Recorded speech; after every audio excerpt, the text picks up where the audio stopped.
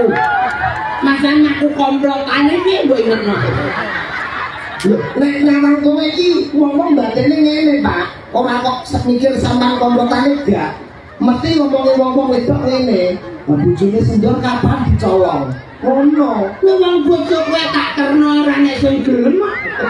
Malah mbok kon nyolong tak tonton aku kene lho bawa aku ngono. Aku padahal wis inting-inting bocah paut.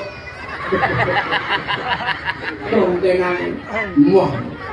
Jaluk tek paut. Wah, ono ae. Ya, makanya jadi ngomong sama ngomong. Ditoten ben ketak ya.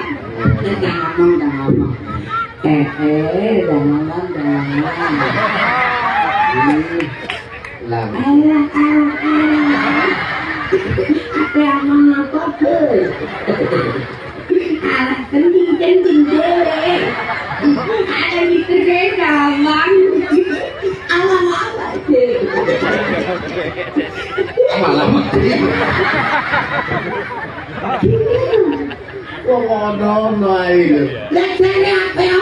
Aku tak matur kali dulur-dulurku Belanda, matur suwun. Nggih, Wingi pandangan etan wis nekakno koncoku. ampun. Mas Marco nggih.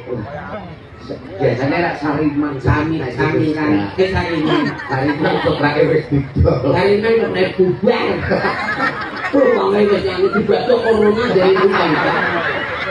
Lah piye wong ketoprak kok sing budi dhuwur aja dadi wong jasa mati kan corona. Panggune yo bidal. Iki mau jane arep tak ajak tapi gerak. Mboten napa-napa.